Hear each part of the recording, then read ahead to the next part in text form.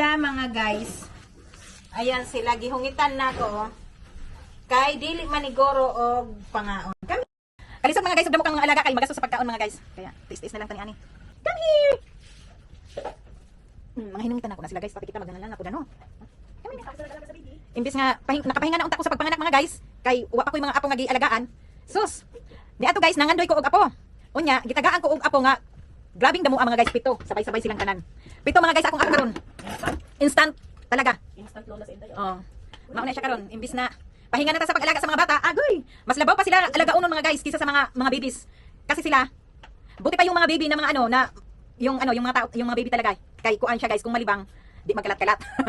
Og mangihi usa lang kay diaper. Kani sila mga guys, haragoy Maria. Hindi maka kuan na lang ta, maka-ingani mo Jesus na lang ta ni ani. Kay mga kuan talaga sila mga guys. Pagkabuntag ana mga guys. Grabe ang kalat diri asa kuan sa sulod sa balay. Kalat ihi, agoy Maria. Og may naa pa na sila makuan na ikalat nila, talagang ikalat talaga nila like halimbawa mga cartoon na dili na gamit tapos kuan lang din ha, malaglag lang din ha tapos dili hayaan lang siya na hayaan lang. Agoy mga guys, pagkabuntag ni ana murag lagi sa gibagyo mga guys oy. Kapoy na ba ni ani trabaho ani oy. Guys.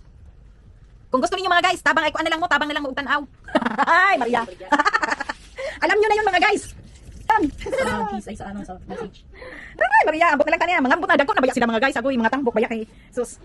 Isipin mo, mantakin mo mga guys. Ano?